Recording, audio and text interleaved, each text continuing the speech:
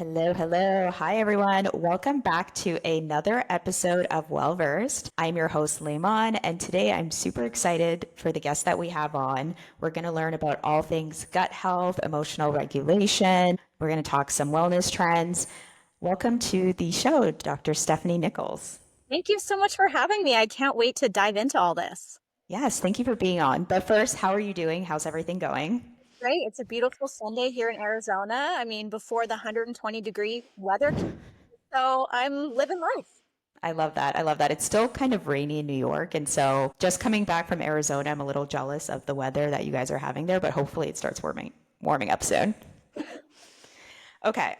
So I'm super excited to have you on because I've been listening to a lot of content on what we're talking about today on gut health. And so I'm very excited to have you on so you can kind of deep dive a little bit more for my audience. But before we start, can you give everybody a bit of a background on who you are, what you do, and kind of what's your mission? Yeah, absolutely. So I'm a naturopathic doctor. And what that means is I'm a doctor that looks for the root cause. When I'm working with somebody, typically they have a whole slew of issues going on from fatigue to anxiety to digestive issues, period issues. And my role is really to look as a doctor and figure out, well, why are these symptoms here? Where are they coming from? And most importantly, target all of our treatments at fixing that root cause so that we can actually resolve symptoms. And how do you kind of recommend people work with like a naturopathic doctor? Is that in conjunction with an MD? Kind of when people come to you, what kind of stage are they usually in? It depends. So a lot of times, unfortunately, people's last stop. They're like, I've been to Mayo Clinic, I've been to six specialists. No one's been able to help me, so here I am.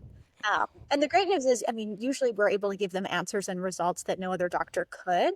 So I'd like to not be people's last stops. Yeah. Yeah, and sometimes people do have, just a more holistic leaning lifestyle, so they come to us first line as well.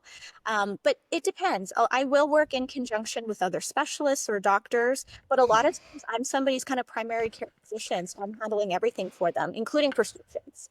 Got it. I love that. So today, one thing that I really wanted to talk about, and kind of on the topic of just modern healing and nervous systems, I told you before we got on that I just came back from a wellness retreat, really enjoyed it, and I thought that it kind of served as a big reset for me on how I was feeling, anxiety, just put a lot of calmness. And that got me to think about emotional regulation and just healing the nervous system, which is a huge topic we see a lot about today. Can you explain what nervous system regulation really means and kind of why does it matter?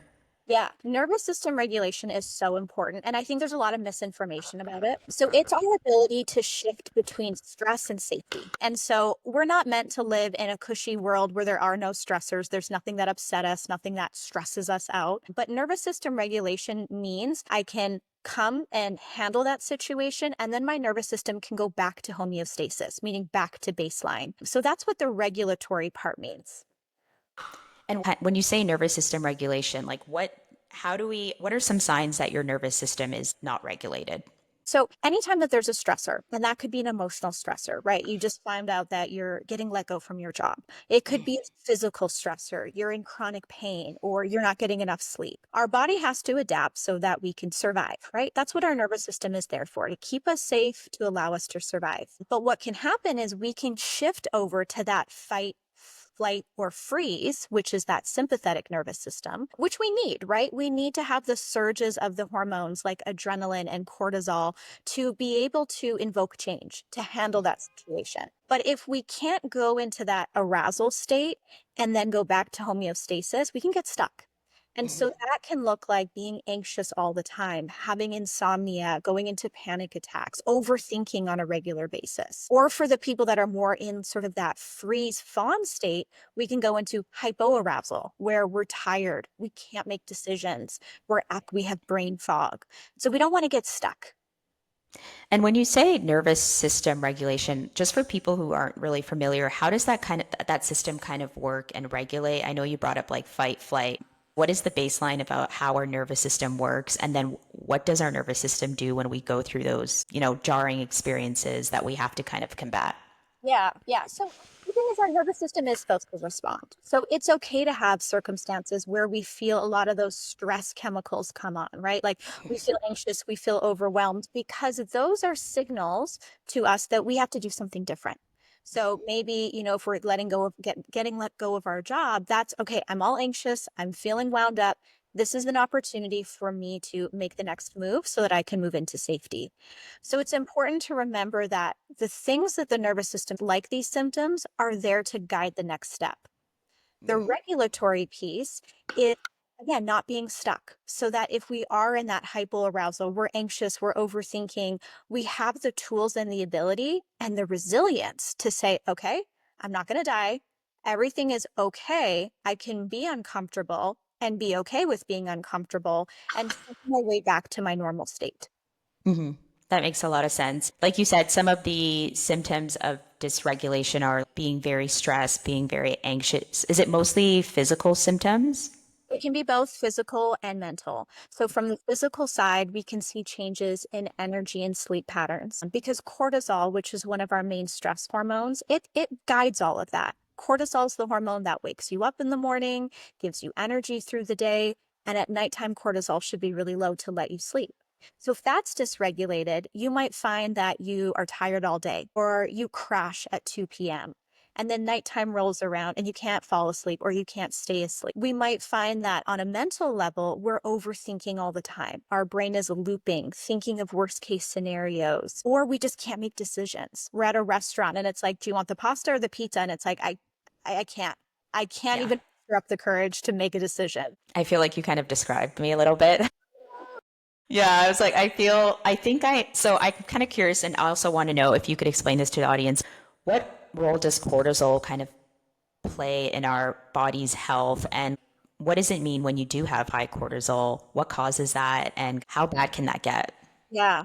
So cortisol is really important and it's dysregulated in so many people these days because of the life we live, right? We're all overstressed, we're working too hard, and then there's this push to be, a superwoman who, if you have children, you have to be the best mom and you have to be a girl boss and you have to have a hot bod and you have to be pretty and you have to be volunteering. So the demands that we have day to day is so much more than previously. And that's where cortisol kicks in. When we have stressors, mental, emotional, or physical, our body releases cortisol. And cortisol is part of this nervous system piece, right? So cortisol arouses you, it puts you into that kind of fight or flight state so that you can quote unquote run away from the bear or these circumstances have the energy and the ability to tackle the stressor at hand. And that's all fine and dandy. If it's one stressor and it goes away and you go back to normal, great. But for so many of us, stress is just stacking on stress on stress. So cortisol continues to be pushed out from our adrenal glands. And when that goes on for a long period of time, we can start to see physical changes. So with high cortisol, we might notice we're crashing at 2 p.m. We're waking up in the middle of the night. We're tired all the time. We might notice our digestive system gets affected because cortisol is catabolic, meaning it breaks tissues down. So it can start to thin the lining of our gastrointestinal tract, known as like leaky gut, which can lead to a lot of issues with like food sensitivities. It can also lead to changes in our gut microbiome, which I'm sure we'll dive into more. And that can lead to more digestive issues. So when cortisol's high for a long period of time, we start to see a lot of physical changes. And over a period of time beyond that, our body then stops being able to push out cortisol anymore. It's sort of like we're done. I'm burnt out. And that's when we can go into like a low cortisol state where now we don't have that hormone to get us up out of bed and make us sparkly and bright and excited. We can have more crashes. And because it's our stress hormone, we have less of a stress buffer when cortisol's low. So that means normal stressors like, hey, lunch got changed from this restaurant to this restaurant can feel like the world's ending because we don't have those hormones to kind of buffer what we used to be able to handle. Got it. So would you say cortisol it's normal for cortisol to be released on like a day-to-day basis? You're releasing cortisol, but the issue is that we're releasing too much cortisol and then there's no sort of regulation to reduce that? Yeah, exactly. Yeah. So cortisol in itself isn't a bad thing. We produce it every day. It's the hormone that spikes in the morning, gets us up out of bed, and then should just slowly decline as the day goes on. And it might get released in when little stressors arise. But because that's just so pushed to the extreme and cortisol's high, high, high for so many people on a regular basis, that's when the body's like, hey, I'm not used to this. And we start to see that dysregulation in our health. Hmm. And is that something you test just through a simple blood test, that the standard blood test that your doctor does? I wish, but unfortunately, cortisol in blood work isn't wildly accurate when it comes to Oh, looking at just interesting. like 24-hour output. Now, you can test cortisol in the blood, and I do, but first thing in the morning, one snapshot in time isn't really going to reflect your daily output. So, cortisol tests in the blood are going to be helpful for screening like autoimmune conditions like Cushing's or Addison's disease. And those are pretty extreme conditions. And that's in Addison's, an autoimmune condition where you no longer produce cortisol, and that needs to be treated with cortisol replacement. In Cushing's, we can have a tumor or something else that's creating a ton of cortisol, and then that would have to be managed medically as well. But what we're looking at is, that in between, the dysregulation. You can test through saliva or urine, kind of like a 24-hour output, and see what is your cortisol curve and output through a regular 24-hour day. And that would give you a much better indicator of where your cortisol levels are. Got it. Okay, that's interesting. I didn't know that it's something that is not really clear just through blood work. Because I think I've done that in the past and I have been told my cortisol was fairly high. But Yeah. it was also in the morning, I was fasting and I did the blood test in the morning. So Yeah. immediately I kind of panicked because I was like, oh no, my cortisol is super high. Like, what does this mean? And then it never really got addressed later, from what I remember. So that's interesting to know that there's further testing that you probably want to do. Yeah, exactly. And working with a provider that's really well versed in cortisol issues, because for me, even just speaking with somebody and going over their clinical picture and their symptoms, even from that alone, I can be like, yeah, I think your cortisol's dysregulated, even without testing. And then they respond really well to treatments. And that's also an indicator, hey, obviously we were on the right track because we did some adrenal cortisol treatments and you're feeling a lot better. So that's always an option too. And on that topic of high cortisol, because that's related to the stress that people endure, is the only answer to reduce the stress? Or are there other ways, like whether rituals, supplements that are just as effective that you can take to help you with high cortisol? Absolutely. Because one question is, do you have a stressful life or does everything stress you out? Because Oh my sometimes God. there's a difference, right? Yeah. There are Everything stresses me out, I think, but I'm working on it. totally, right? And so some Yeah. people tell me their life and they have so much going on. Maybe they have special need kids at home. They have a really demanding job. They're going through a divorce. Their mother's in hospice dying. And it's like, of course you're stressed. You have a very stressful life. But sometimes those people will come in and that's what they have going on. But they're teaching. They're like, yeah, of course it's stressful, but it's not affecting as much as you might think. And on the flip side, somebody whose life seems pretty normal, they're like, yeah, I'm so stressed all the time. And you kind of go through what they have going on and you're like, okay, that's pretty average. But it's our ability to manage stress, our ability to handle stress, which is different from person to person. And so those are areas that we can work on because at the end of the day, I like to come from a place of like empowerment. So I want people to be able to be stronger, to be able to face challenges, and to be able to manage stressful situations rather than always creating a life in a space that's stress free. Going to on Fiji and just being fanned by, sexy men and eating grapes. Yeah, no one would be stressed then, It'd be but great. we'll call that plan B, right? Yeah, plan B. But then that's what I find that like a lot of people do that too, where it's like you go on vacation, you Yeah. feel great. Usually it's never enough time. You're working so hard, you have so many stressors in life, and then you go on that vacation for 10 days, maybe in a year. And though you feel great, you just come back to all the environmental stressors that you have. So you're right. It's like, do you have a stressful life, or is it just how you maybe handle or react to the things that are going on around you? And I think some of that is where the mental comes in, but also doing the daily rituals and also maybe supplementing with other things as well. Exactly. Yes. And so that's where I like to work because I can't change your life. I can't make it so you don't have financial struggles anymore or your parents' health is better. I can't do that. But what we can work on is your ability to buffer that stress and handle that stress. So that's where the nervous system regulation comes in. I find herbs to be unbelievably valuable here. And the Okay. herbs is called adaptogens. And adaptogens help your body better adapt to stress on a physiological level. So they can help to regulate what's called the hypothalamus pituitary adrenal axis. So that's the signals from the brain to your adrenals to push out cortisol so that it's not in such hyperdrive all the time. Hmm. It can also help so that you can produce cortisol on a more balanced level and also respond to it as well, because sometimes we produce the cortisol, but our receptors aren't really seeing the cortisol. And that in those circumstances, we don't have the buffer that cortisol can offer. Because cortisol it isn't bad. We don't want it too high. We don't want it too low. It's like a Goldilocks hormone, right? We want it right in the Right. middle. So adaptogens like rhodiola, ginseng, licorice, eleuthero, those are very, very valuable in these circumstances. And then I think also working with a really skilled therapist who isn't somebody who puts you into victim mode, right? Woe Hmm. is me. Everything is so sad. Because what do we do with that?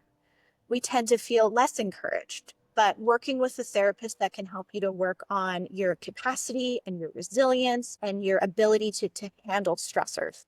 Right. Is there any risk with those adaptogens to take them regularly? Do you get reliant, or then, if you're not taking them, your cortisol is going to go back up, or is it not as effective to the point that it's like a single cure? So it's kind of okay to take these on a day-to-day basis.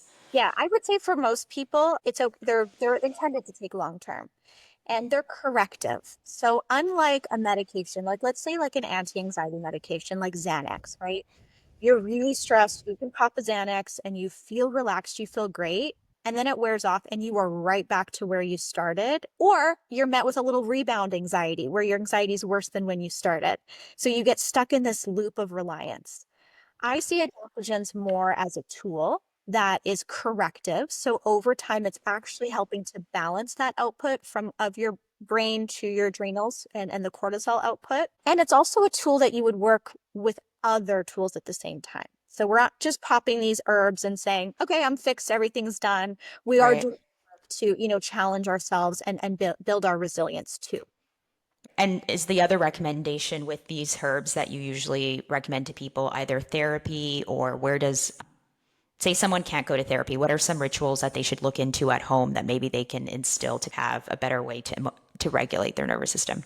Yeah. Number one is let's eliminate the stressors that we can. And what I mean by that is our body has a few needs, right? Food, water, shelter, safety. So it comes down to the basics and it can be more simple than we think. So eating regularly. So many of us just, take some black coffee on an empty stomach, push through the whole day, and then we binge at night. Really common pattern. Yeah, I had to stop doing that. Everyone's done that too, because you're running off of adrenaline at that point and it can feel kind of good. You're like, yeah, I'm Yeah. so productive. But getting into a really regular eating pattern, 3 meals a day, getting adequate protein and fat and nutrition in, our body's going to see that as safety, where it's like, oh, okay, I feel more safe. So when other real life stressors come in, we're not starting from the negative. We're starting from a more grounded place. It's the same thing with sleep. Are you getting your 7 to 9 hours of sleep a night? Are you having opportunities where your brain shuts off, putting the phone down for a little bit, going for walks? So I think for anybody, that is a really, really great place to start.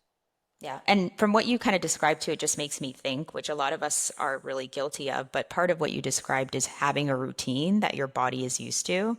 And I think Yes, for many of us, how we take care of our bodies and the self-care that we have kind of vary depending on work and everything going on. Some days you're eating healthy, other days you're not. Some days you're like, great, I met my protein, other days you haven't.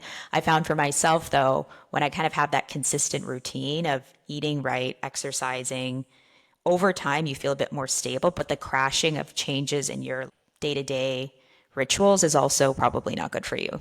exactly. Exactly. So the routine, you hit the nail on the head. Having that routine, our body starts to sense safety with that. Our nervous system will let its guard down a little bit. So that goes back into the nervous system regulation piece too. Being more Mhm. regulated through the routine, perfect idea.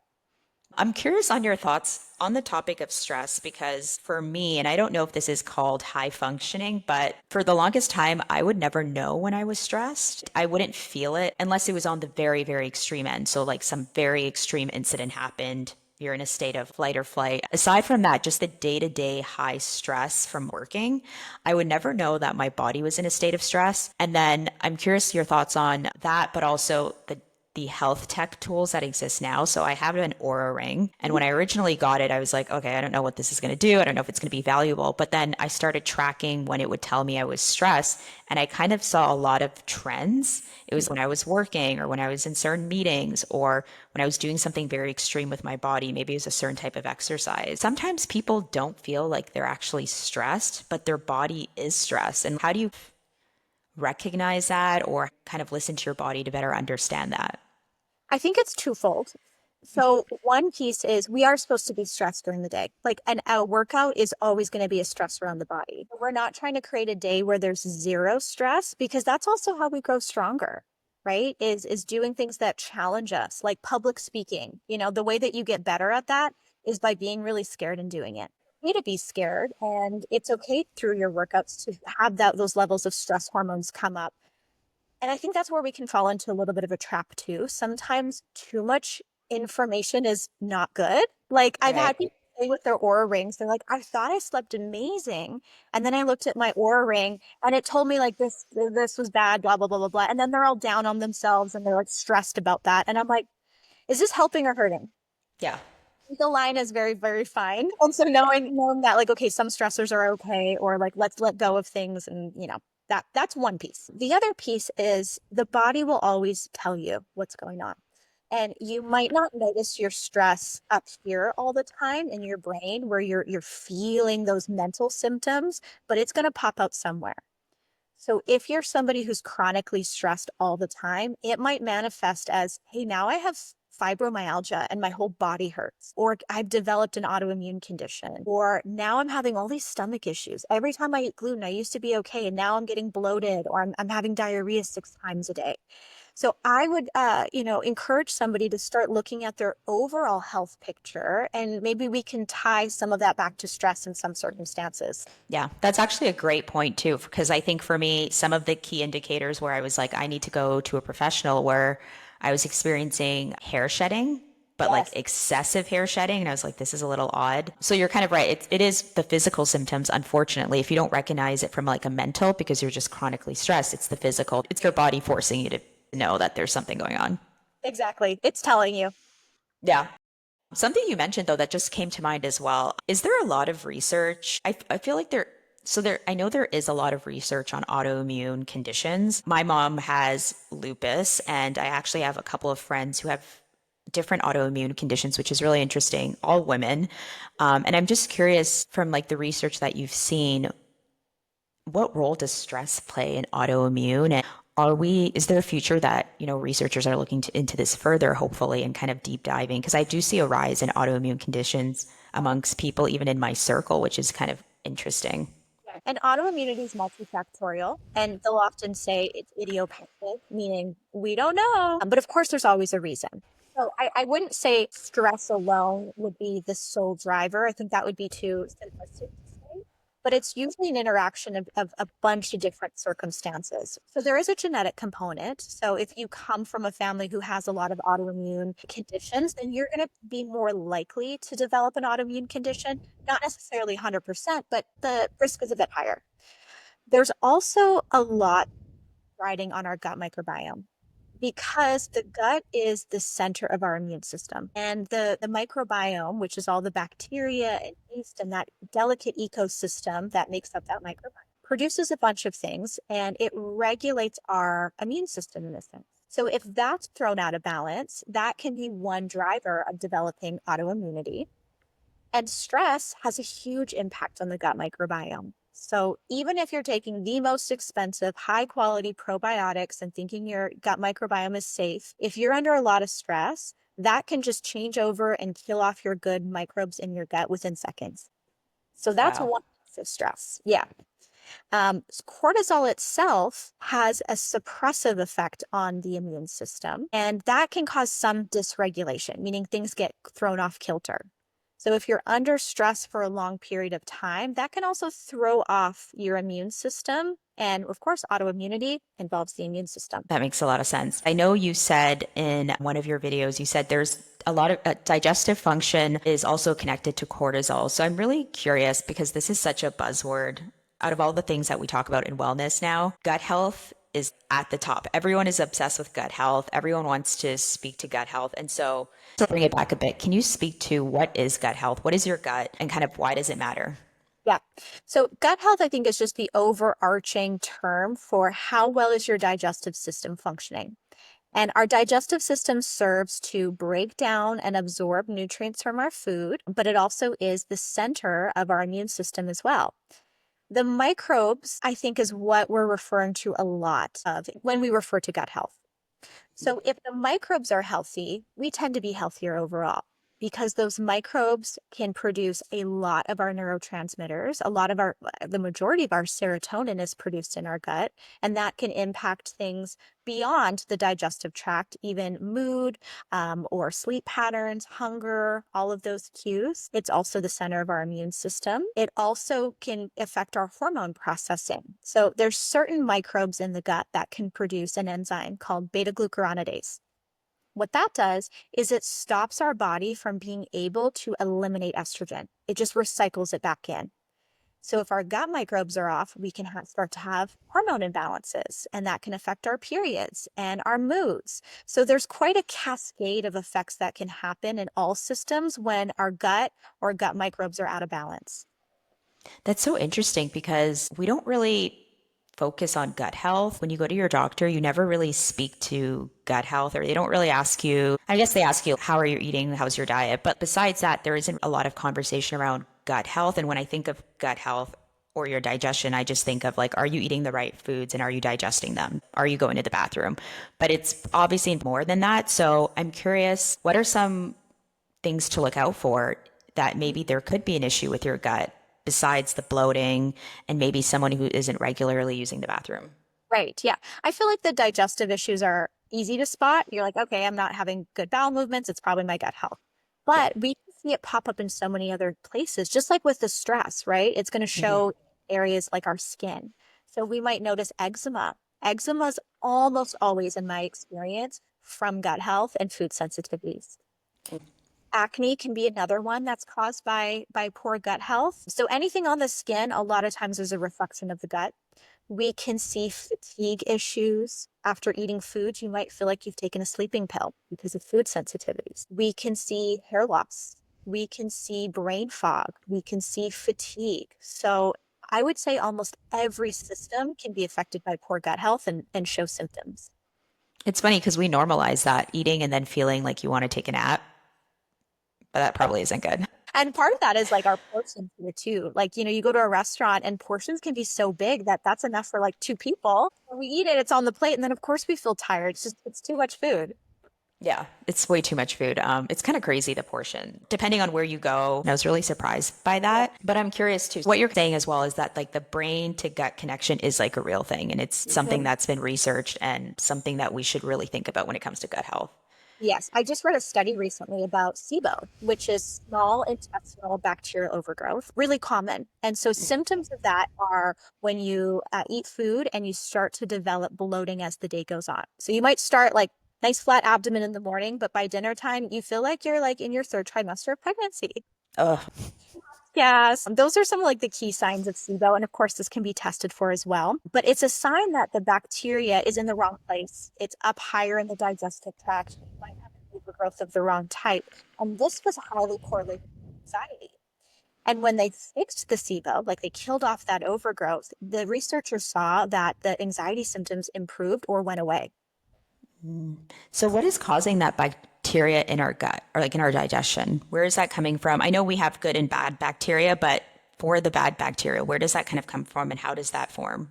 Yeah. And sometimes it's not good or bad. They're opportunistic. Or it's like, again, the Goldilocks. A little bit of them are okay, but an overgrowth of these bacteria, that's when we start to see issues. So, a big role of our gut microbiome is taking up space because it's like a crowded movie theater. If every seat is full, then nobody else can get in, right? And that's the true with our gut and bad bacteria. So, if we have a really good, robust microbiome, then the bad bacteria that we can get exposed from food or from, just to eat, touching our hand to our tongue, just our environment, doesn't really have a space to colonize. But when it comes to SIBO, where the bacteria is too high up in the gastrointestinal tract, that comes back down to nervous system as well. Because the digestive system is always doing sweeps. It has like little finger-like projections, and everything is sweeping downward, as it should. But when we're more in that fight or flight type state, that anxiety state, then we're not as much in parasympathetic, which is the branch of our nervous system that's rest, digest, repair. So in those cases, we're not getting the sweeping down, and the little bacteria can crawl back up into the small intestine and they can start to populate. So nervous system regulation is a key part of fixing SIBO and then also preventing it from coming back. Oh, essentially, and I feel like everyone knows this, but a lot of stuff do lead back to stress and No, kind of managing your stress. Like it's important. We don't think of that, but just figuring out how to manage your stress can affect so many things. And I think for myself, even I do notice a lot of physical symptoms from stress. And one of them is just like digestion changes and bloating. And I don't know why, because it's nothing has changed in my diet. Also, our stomach acid will go down when we're stressed because of the nervous system. When we're stressed, we're not having that parasympathetic output to the gastrointestinal tract, and that's how we produce stomach acid. So we need stomach acid to break down foods, especially protein. So if we're not, then those foods are kind of traveling down, partially undigested, and then that can lead to bloating too. That makes sense. Is there any foods that people should avoid just generally when it comes to gut health? What do you think? I think ultra processed foods for sure. Okay. I mean, anything that doesn't look like food, you can't trace back to where it's from. Sometimes the simple answer is the right answer. So Yeah. go to more whole foods, unprocessed foods that still have fiber in them. That would be an amazing first step. Right. And then when it comes to sleep and gut health, what are some other signs you may notice that your gut health is off? How does it kind of affect your sleep? And if someone's having sleep issues, I'm sure there's like a range of reasons why, but are there anything specific to gut health that can affect sleep? One thing that people experience often at night in terms of digestive system is gastrointestinal reflux, like GERD or heartburn. So that can really disrupt sleep and be, quite disruptive. And that can come again from stress, from food sensitivities, from Right. spicy foods, acidic foods. I would say that's the main one that I hear is disrupting people's sleep. Got it. And so, in terms of just gut health, you hear about bone broth, just specific types of foods. What do you actually recommend people start doing if they're trying to heal their gut? And first, should you go get assessed by someone to see if there is even an issue, or are there kind of daily rituals or habits that you can do just to make sure your gut health is great? Because I know everyone's into probiotics right now, and I was taking them at some point, but I didn't even know if they were really doing anything. Not everybody can afford to go see somebody for gut health because it does generally tend to be out of pocket. But I think there's some really simple solutions that people can start to incorporate. And one is starting to eat more variety. Key to gut health is having a large variation of gut microbes. And so if you can switch up your food and you're eating various different types of plants and nuts and seeds and legumes, that is going to support a more diverse gut microbiome, which translates to a healthier gut overall.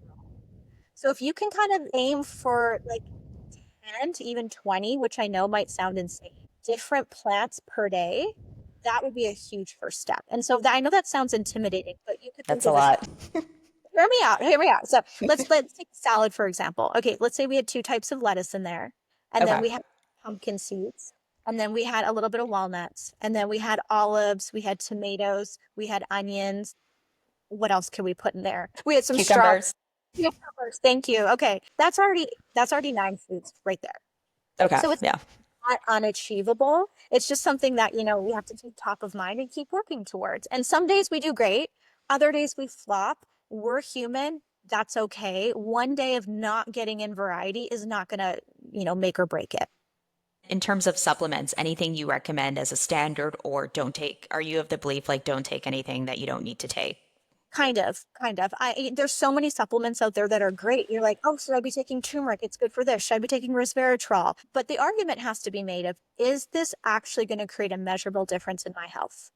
I'm not one that believes of just taking a ton of supplements because they're good for you. I think herbs and supplements are there to treat an issue, to resolve something, and then we're done with them. There might be some that we take more consistently, like a fish oil or something long term, but I don't like taking a ton. One, we really support our gut microbiome. If you're dealing with a lot of stress and you're getting heartburn, you feel like you might have leaky gut, I really like glutamine. And glutamine is an amino acid and it's the main fuel source for the cells of our intestinal lining. And so that can be helpful for a lot of people. If you're dealing with like the SIBO, the overgrowth, I really like berberine because berberine helps to kill off an overgrowth of yeast or bacteria, but it doesn't wipe everything out. It's not like an antibiotic. It can actually promote the growth of some of your healthy gut microbes. Got it. Speaking of leaky gut, can you explain what that is and how do you know you have a leaky gut? Yes. So leaky gut refers to a loosening of junctions between your intestinal cells. So usually the cells are nice and tight and they only allow really small broken down particles of food to get released into the bloodstream after, our digestive system has broken it down.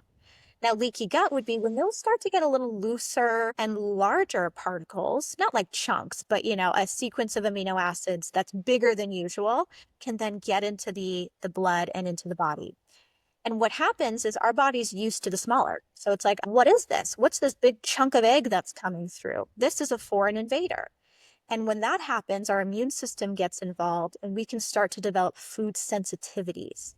And our body starts to attack those foods and we can get an inflammation response. What are the tests that you would run to see if someone is having any sort of gut health issues? Yeah. There's tests that are comprehensive stool tests, and Okay, that's you provide a stool sample. It's very glamorous. And love that. it looks at all of your good bacteria, your bad bacteria, like pathogens that could be in there, like salmonella. It'll screen for any parasites. It'll also look at markers of digestion and absorption. So if we're seeing lots of particles of fat or protein, that's an indicator you're not breaking foods down. In terms of the leaky gut component, there's a test called zonulin. And zonulin will be high if there's leaky gut going on or intestinal permeability, which is also referred to. So that would be a very diagnostic way of knowing if you have leaky gut.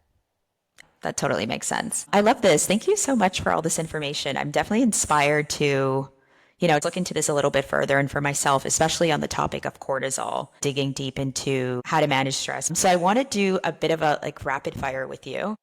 Okay. And it's going to just basically be I'll share some statements with you, and I want your thoughts on if it's fact, myth, or of course, sometimes it depends. And yeah, we'll see. We'll go from there. So the first one is if you can avoid gluten, avoid gluten. What are your thoughts on that? It depends. Do you want me to elaborate? Yeah, elaborate. I'm curious. For a lot of people, gluten is very inflammatory for them, and it can also lead to more of the leaky gut. If you have Okay. PCOS, if you have Hashimoto's, if you're dealing with an autoimmune condition, you're in that category of yes. There's some people that can tolerate gluten fine, so I don't think that it's valuable to pull it from those individuals. Got it. So get it checked and see if you have a sensitivity before just removing it. Okay. Poop once a day, healthy gut. Is that the normal or normal standard or what's like the normal bowel movement? That also depends. I would say at least one. One bowel movement in the morning is minimum. There are some people that have a bowel movement after each meal, so that's like 3 times a day. As long as it's healthy and it looks like a peeled banana and you feel complete after, then we're probably in healthy zone. Seed oils are toxic. I'm I really would say curious. there's not a lot of evidence to support that right now. So I would say that's probably more on the fiction side, according to the Okay. research. Okay. That's interesting because everyone is so obsessed with seed oils right now. And Might come out. I don't know. So yeah, there hasn't been a lot of research. yeah.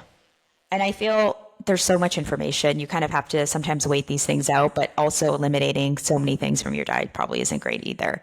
Right. Um, okay. Women need to sleep more than men. Yes, that is a fact. Women Really? need closer to like 9 hours, sometimes even 10. In research, we always do research on men, and then they just try to translate it to women. They're like, oh, it's the same for women, and it's not. So, yeah, women do require more sleep than men generally. Okay. I feel like I've always had sleep issues from as a young kid. And this one makes me a little sad because I can't even, I'm such a bad sleeper. I'm getting at most 6 hours a night, and that's like a good night. So when I hear that we may need more than 8 hours of sleep, that's very intimidating because it's hard. It'll be something you can work towards. Yeah, that's goals. I'll have to start like really, really small. Okay, acne always means your hormones are off. Not always. Not Okay. always. You can see it coming from gut as well, or cortisol, which I guess is a hormone. But Okay. This one we've already learned that this is probably not true, slash it depends, but anxiety probably can't be fixed with probiotics. There's a little more work you got to do there. I think we've learned that from this episode. yeah, more work. Okay, last one. PMS symptoms are normal. No, they are not normal. They're common, but not normal. Okay. And why is that? Why are we like normalize PMS symptoms? I have so many friends with severe PMS symptoms and it's part of life for us, but I'm like, we're kind of suffering every single month and I hate this for us. Why is it that PMS symptoms are normal? And like, how do you go about looking into that? Or who should you go to kind of get more answers on that? I think they've been normalized because as women, we're not really taught about our hormones, right? Like, I don't ever remember being in school being like, this is what to expect, these symptoms you might experience. And the same is true of like pregnancy and childbirth. Like, everything is just, and menopause, all of it, everything's just kind of kept a Yeah. secret. So we rely on each other. So I might ask my friend, I'm like, hey, do your breasts hurt right before and like you get really irritable and like can't get out of bed and eat like a whole tub of Nutella? And she's like, yeah. And I'm like, so that's Cool. normal, right? Yeah. So we're all getting what's normal from just talking to other women, but we're all walking around with probably hormone imbalances. So what a normal period should be like symptoms before, you might notice that you're a little more tired, a little bit, not like I'm crashing out. You might be a little hungrier. You might notice some mild bloating and a little bit of cramping. But I would say anything outside of that is symptoms that should be investigated with lab testing. So, I would recommend like a naturopathic doctor, an integrative doctor, a functional doctor, a doctor that's going to take the time to dig into the hormone imbalances, do the right testing versus just hand you birth control as an option, because I think that's a lazy way out. So, seeing an integrative doctor that can actually figure out what hormones are out of balance, why they're out of balance, and then work with your body to get them back into balance. Yeah, totally. It's kind of sad how normalized it is. You see so much content on TikTok. People are like a week before your period, you're deciding you're going to get a divorce, you're about to crash out, quit your job, rebrand your life, and it's like those are such extreme emotions for Right. your period. And then I mean, I've even experienced this and I just thought it was normal because my mom told me that she had the same symptoms. So I was like, okay, it's kind of normal to be bedridden maybe or not be able to work or sometimes call out of work because you're having so much pain, but it's actually not normal at all. No, I agree. That's super helpful. Dr. Stephanie, thank you so much for joining Well Versed. Where can everyone find you and get more information and even reach out to you for treatment? Yeah. So I'm on TikTok at natural.doctor.stephanie. And then my clinic is called Onyx Integrative Medicine and Aesthetics here in Gilbert, Arizona. So if you want to work with me in person or telemedicine, you can find me there. Awesome. Thank you so much for joining. Thank you so much. Thank you.